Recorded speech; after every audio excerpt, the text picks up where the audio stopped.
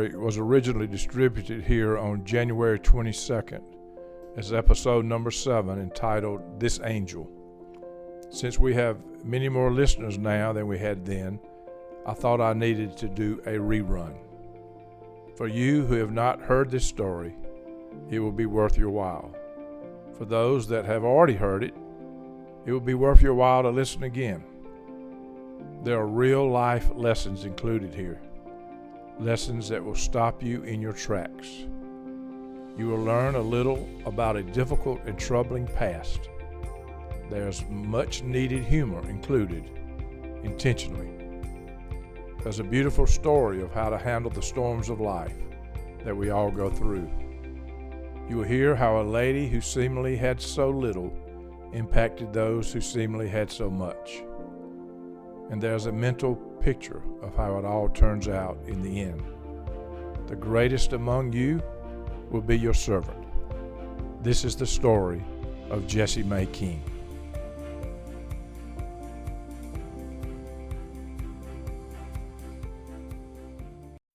Viewing life from a hearse, it could be worse. Laugh, think, and cry with the country undertaker.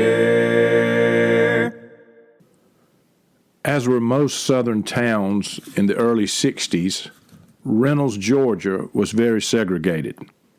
Not only did the blacks and whites go to different schools and different churches, but they also went to different restrooms. I vividly remember seeing signs on restroom doors when I was a kid, plainly stating, "Whites only." A local restaurant, which was a typical Southern family restaurant, changed its name to a private dining club when the desegregation laws came into existence. When a customer got to the front door, the owner would look to see who you were, and he would hit a buzzer that would unlock the door to let you in. There were 2 waiting rooms at the local hospital. The front room was for the whites. The blacks had to come through the alley to a back waiting room. The main wing of the hospital was for white patients. The back wing was for the black patients. This is not to insinuate the blacks got less care. They got the same care as the whites, but in different parts of the building. The blacks lived in 2 different sections of town called bottoms. The section across the railroad tracks was called the Big Bottom. On the south side of town, there was a settlement called Goddard's Bottom. My great-grandfather owned that land at one time. Many of the white families had maids. It was not unusual to see a white housewife driving through town with her maid sitting in the back seat by herself on her way to work. The maids cooked, washed, cleaned, and kept the kids. When the family sat down to eat a meal, the maid would eat by herself after the family had finished, and many times they would drink out of a mason jar instead of using the regular glasses. Many of the younger folks will have a hard time hearing all that, but trust me, it is the truth. We did not create this culture, but we lived in it. Now you need to understand, as awful as that may seem, and it was, there was, at least from my perspective, an upside for the black community. Many of these ladies were uneducated and untrained and had no way of making a living except for working as domestic workers in these homes. The black men who did not have a job or a regular job would work in the white folks' yards. They would usually be fed on a picnic table outside, and they would drink out of mason jars too. One black man who was a major part of my life was a man by the name of Hanson Law. He did have a job. Born in 1900, he worked for 4 generations of my family, including for me, for over 60 years. He was a major part of the family business. He worked daily in our general store. He worked in the funeral home. He dug graves and even dug wells. Everybody in town knew him. One Saturday night in the early 60s, an obviously intoxicated white man came in the store and walked up to the meat market counter. Hanson was trying to wait on him, and the man was not being nice. Unbeknownst to Hanson and the intoxicated customer, Daddy, who was much of a man in those days, was watching and listening from a distance. The man was cursing and giving Hanson a hard time about the meat he was wanting to purchase. Daddy took a step toward the meat market, but was being patient and hoping the man would just get the meat and leave. But the drunk man got louder and more boisterous and began to curse Hanson, and all of a sudden he called him the N-word. Daddy then walked over and grabbed the man by his shirt collar and literally dragged him to the front door and pushed him out of the door and saying, "Don't ever step your foot back in this store again." Daddy never told me that story, by the way, until it came up years later and I brought it up. Hanson, on the other hand, told me that story many times, even when I was a kid and even after I became an adult. He told me he would never forget Mr. Ed standing up for him that day. The man, by the way, never shopped in our store again. Neither did his family. They also made it a practice to go out of town when they needed the services of a funeral home.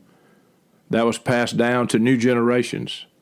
I have no doubt that most of the family did not even know why they didn't do business with us. But because of Hanson's story, I knew. Many years later, not long before Daddy died, and when his memory was not quite as sharp as it had been, Daddy noticed a local man died, and we did not handle the funeral. I remember him asking me why we didn't get that call. By the way, that's a question many funeral home owners ask from time to time in the privacy of their home. I told him, "Daddy, that is the family of the man you threw out of the store years ago and told him never to come back." Daddy looked at me, and I could tell he remembered. His response, "Son, all business is not good business." I was thinking defending the defenseless is more important than making money. Many years before, it was Hanson who mentioned to my daddy about his wife's cousin who had moved to town from South Georgia and desperately needed work. He said she would be the perfect person to help around the house and help with the daughter's new baby that had just been born. It was 1942. Her name was Jessie Mae King. Of all the contributions Hanson made to our family and business, the introduction of Jessie Mae King would turn out to be his greatest. Just like Hanson in the family business, Jessie would become part of our family for the next 60 years. Her job was to babysit. The family grew, by the way. There were 4 children eventually. Keep house and cook. And Lord have mercy, could she cook. And she was very grateful to have a paying job. She cooked the best fried chicken and whole cake cornbread I have ever eaten, and her beef stew would cause a fight at the table.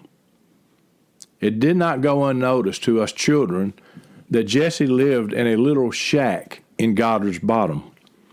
Her husband died at a young age, and Jessie was left to raise 4 children alone. They had no running water, and their bathroom was an outhouse located in the yard.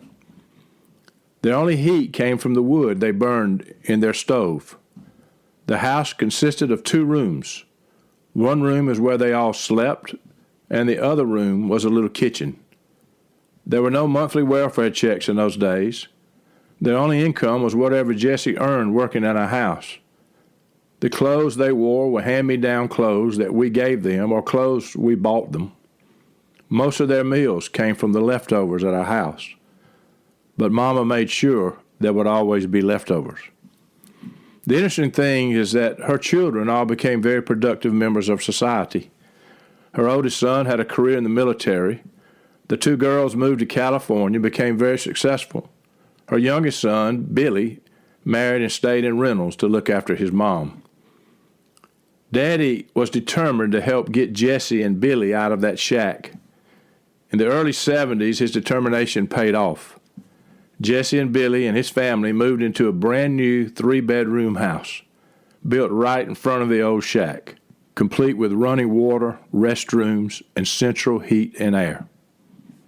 They could look at that old shack every day.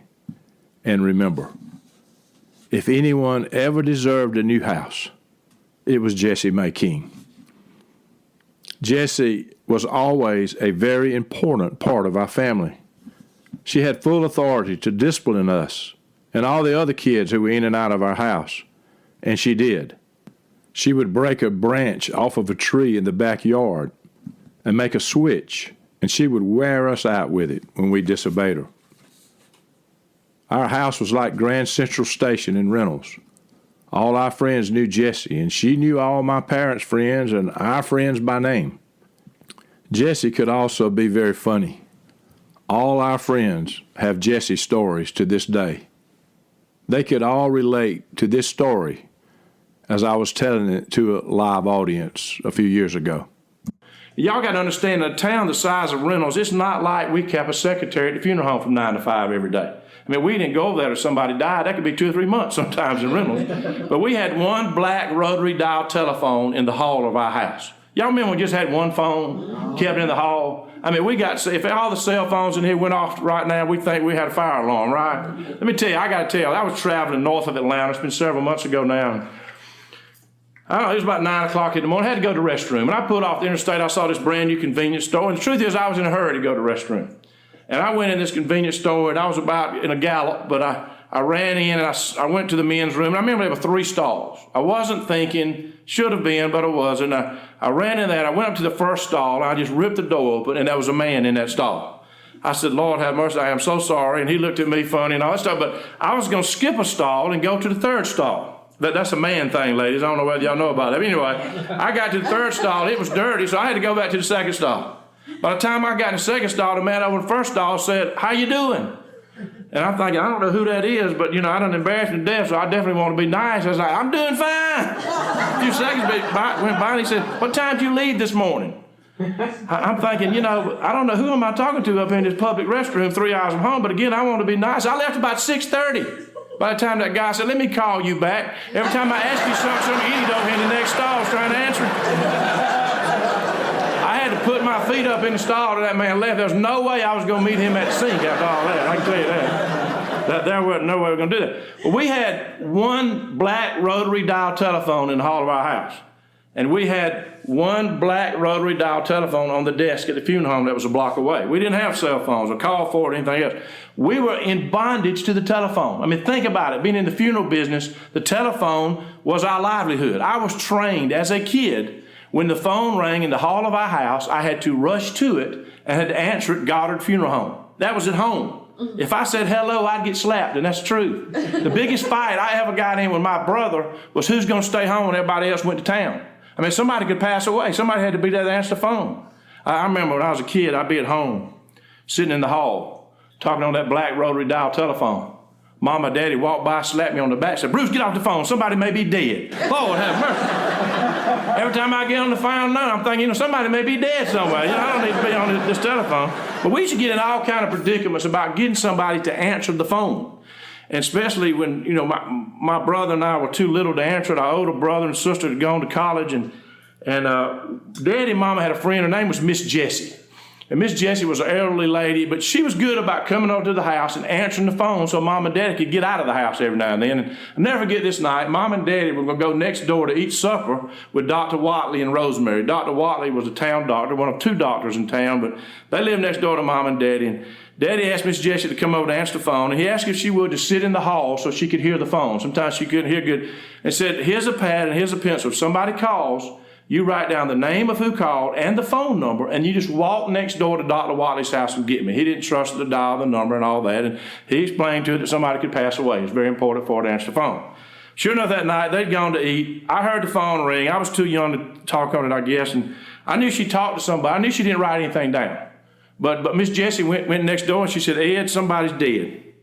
And Daddy said, well, Jessie, did you get the name of who it was? She said, well, tell you the truth, they were upset. Well, Jessie, did you get the phone number of who called? She said, Ed, tell you the truth, when they got upset, I got upset. Said, Jessie, you mean to tell me that somebody's passed away and the family's called our funeral home to come get the body and you didn't get the name or the phone number of who it is? She said, well, Mr. Ed, you and Dr. Watley sitting right here. Don't y'all know somebody around here that's been low sick? They had to travel all over the county trying to figure out who it was that passed away. Now I'm telling you that I told you that so I can tell you this. How many of y'all remember when your parents used to tell you when you were going out of town somewhere that they wanted you to call home, collect, and ask for yourself so they could be sure you got wherever you're going? So y'all remember that? I never understood that. Go ahead and spend the 10 cents and talk to your children. But my mama did that. And I had a brother that went to the University of Minnesota. He was 12 years older than me. He still is 12 years older than me. That really hasn't changed. But he came home about twice a year. And I went with Mom and Daddy to Atlanta one Sunday afternoon to take him back to the airport for him to go back to Minnesota. And I remember the last words Mama told him when he got on that plane to go back to Minnesota. She said, Mac, when you get to Minnesota, the first thing you do when you get there is you call home, collect, and ask for yourself so I can be sure you got there safe. Y'all with me, right? She want to be sure boys are all right, but she want to save a little money, right? Y'all with me? Well, the first problem was he got to Minnesota before we got home from Atlanta from the airport. That was problem number one. Problem number two was Miss Jessie was answering the phone that night. And y'all know how the operator used to do, so I have a collect call from Matt Goddard. Will you accept the charges? She said, well, he ain't here. And Matt realized that was Miss Jessie on the phone. Said, operator, I'll call back later. She said, operator, that sounds like him there. When I first started dating my future wife, Kathy, in 1971, Jessie was still around. She did not work as much, but she was still in and out of Mom and Daddy's house. We always loved it when she cooked for us and our friends. She loved to cook, and we loved to eat. When Jessie was frying chicken, I would usually walk over and clean her glasses for her. I don't know how she could see with all the white lily on her lenses. One of my sayings to this day when my glasses get dirty is, I need to clean my glasses. They look like I've been frying chicken. My mother basically had two sets of children. My oldest brother, Mac, was born in 1942. My sister, Kiki, was born in 1945. They waited a few years and started up again. My brother George was born in 1952. I came along in 1954. Jessie was around for both sets. By the time all of us had left home, Jessie retired and went to her new home to relax. She would still come to the parents' house when we were all at home, but her daily domestic work was done. But I moved back home after college and got married. In late 1979, Kathy and I had our first child. We were trying to figure out who to call to babysit one night, and I suggested Jessie. Jessie was 70-something years old, and Kathy was convinced she was too old to babysit a young baby. Kathy knew her, but she didn't know her like I knew her. Kathy finally relented, and Jessie came over to keep David that night. That would turn out to be the greatest suggestion I ever made to my wife. Although the now elderly Jessie would never cook a meal at our house for us or our children, she began to hang out with us. She loved to come over to babysit at night if we were going somewhere, and we loved her coming over. She also came to our house about 2 days a week when the kids were home, whether we needed a babysitter or not. Sometimes she folded clothes to have something to do. Most of the time she sat around, and we all listened to her stories. When our boys were very young and we were out, she would put them to bed at night, including saying prayers with them. They considered her another grandma, and she considered them her grandchildren. When the kids got sick, Jessie would be right there tending to them and making sure they got better. During those times, she wore white, and she called herself a nurse. She had healing hands, she would say. We believe that. Our boys believe that. They will tell you that to this day. I always believed Jessie had a direct line to God. She had a childlike faith, and I kind of think God smiled on that. If any of us had a real need, we would always get Jessie to pray. I never saw Jessie get angry, not in my entire life. I never heard her say an unkind word about anyone. She was the most patient person I have ever known. The truth is, she was the hands and feet of Jesus to us, and the closest thing to him I have ever known. Jessie will never receive accolades from this world for what she accomplished in life. She did not have a place on her wall where she hung her diplomas or certificates of achievement. She never had any money in the bank and never even drove an automobile. The truth is, she spent most of her life on earth serving our family. I have a strong feeling our family will spend an eternity in heaven serving her. Our kids eventually grew up, and we moved about 40 miles away. I was the last Goddard in a town where the Goddard family moved in over 150 years earlier. It was not easy leaving. It was more difficult leaving Jessie. When she was 96 years old, I drove over to Reynolds and picked her up and took her to our house to spend Christmas Eve. I can tell you this, she did not eat leftovers that night, and she did not eat after we got through eating, and she certainly did not drink out of a mason jar. We brought out the fine china, and she sat at the head of the table. After the meal, we all sat at her feet and listened to her wisdom. She never had much education, but she had as much wisdom as anyone I ever knew, and a heart as pure gold. I was reminded of the words of Jesus in Matthew that night, "Blessed are the pure in heart, for they shall see God." When Jessie was 99 years old, I visited her on the July the 4th holiday. She never ceased to amaze me. I especially remember that day having to bend way down to hug her and to kiss her on the cheek. She was less than 5 feet tall. I'm about 6'5". I walked in the door and she started grinning and said, "There's my Brucey." I recorded her for a few seconds that day. I never forget y'all neither, Brucey. I think about y'all. I just still can't get there. Yeah. Still get there, but I've been thinking about y'all all the time. I'll never get you off my mind. I think about y'all. You and Kathy and the two boys. Keep it all over. Yeah. I sure do, my Brucey. I'm glad to see you, Brucey.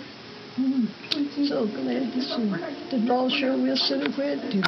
Yeah. He's so good. Yes, he is. God bless you, dear. Bruce, I've been doing pretty good. I've been up stirring and getting around, going to church and finds it. You go from Yeah.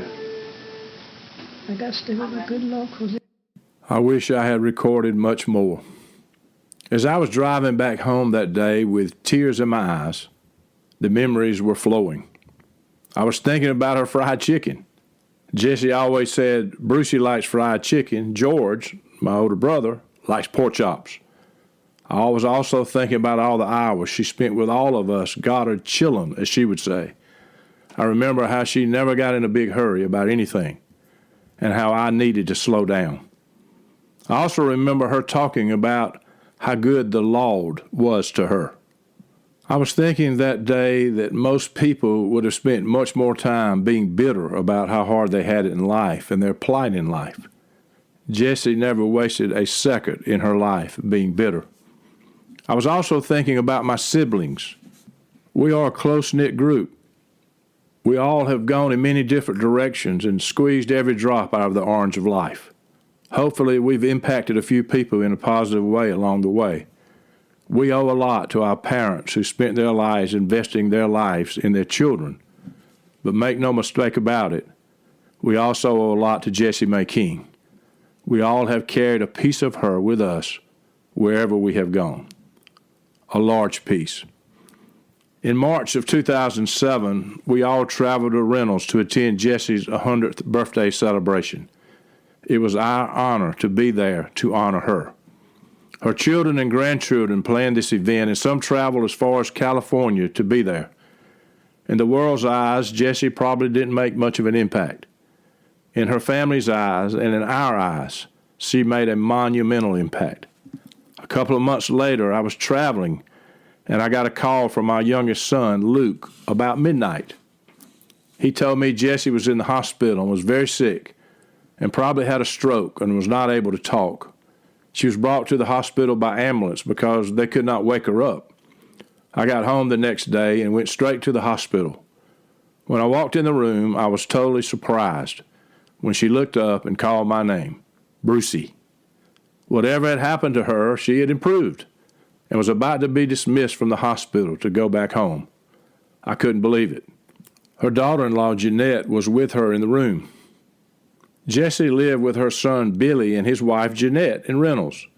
Billy Boo, as Jessie called him, had been ill for several years, and Jeanette not only looked after her husband, but she looked after her mother-in-law.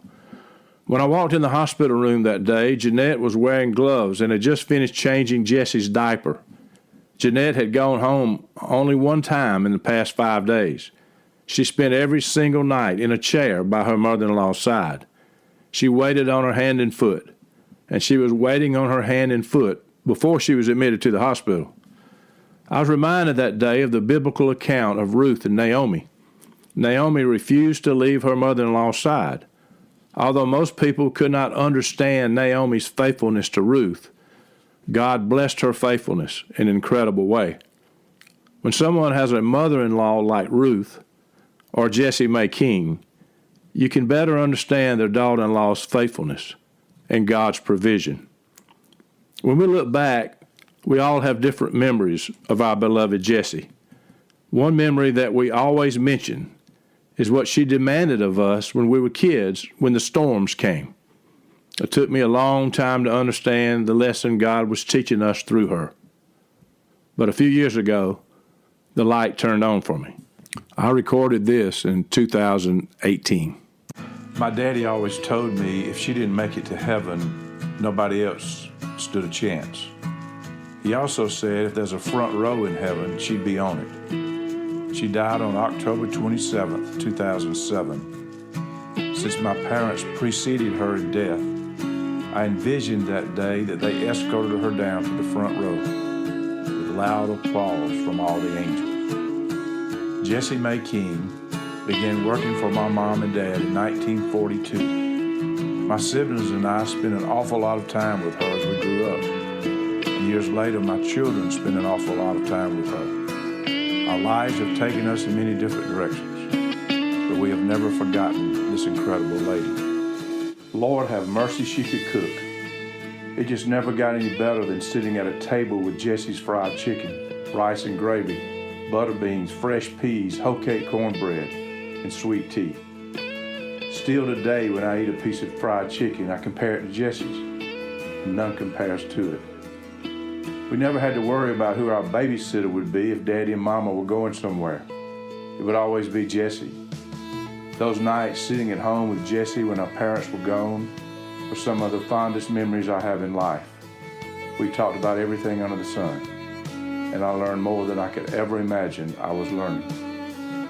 I had to get older before I began to understand the wisdom of this lady. She never had much knowledge, and she surely didn't have much education. But there's a huge difference between knowledge and wisdom.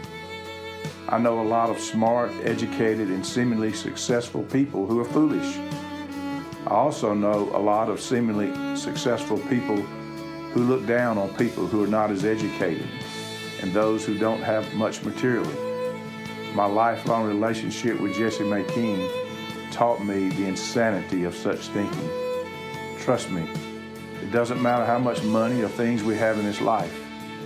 We cannot take one dime with us when we leave here. You hang around a funeral home most of your life and you figure out the importance of material things. I will always remember Jessie's childlike faith.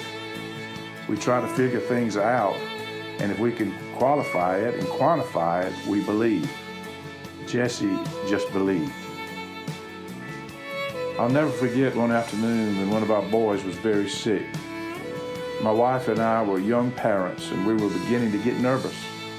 We just couldn't get the high fever to break, and we were just about to take him to the emergency room.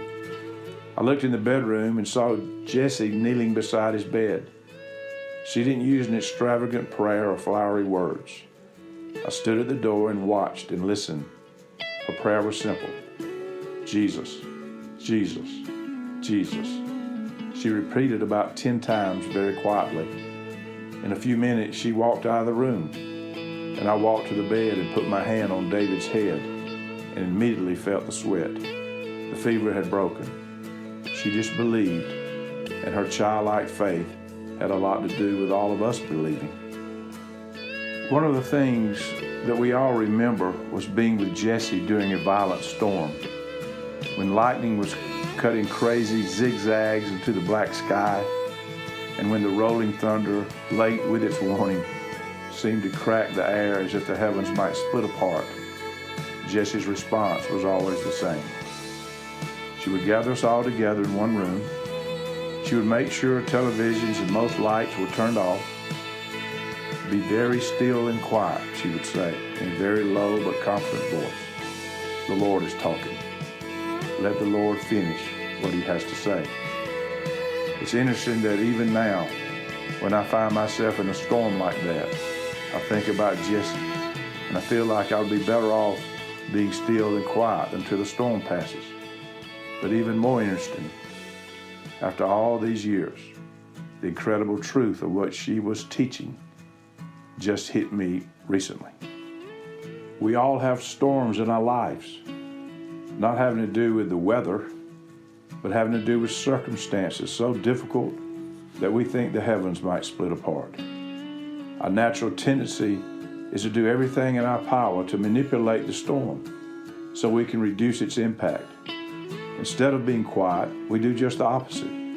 We get very active in our frantic attempt to influence the outcome. I can only smile when I think of how crazy our thinking can be. We cannot lessen the storms of life, no more than we can do it when the weather gets bad. We're just not that powerful. Our frantic activity does not change the storm one iota. It only makes it more stressful and dangerous for us and steals our peace. Jessie's lesson is a powerful one.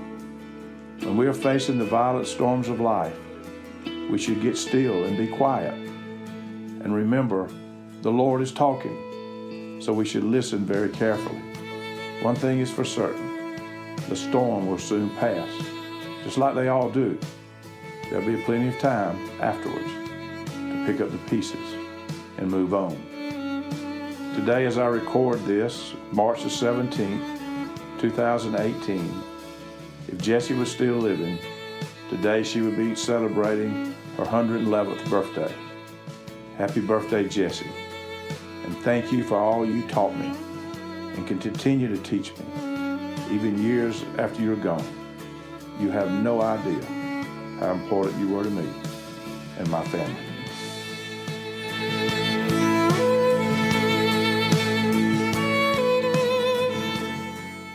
On October 27th, 2007, Kathy and I were in a hotel in Cabo San Lucas, Mexico. Kathy had joined me on a company trip. That morning, about 3 a.m. Cabo, Mexico time, my BlackBerry started vibrating.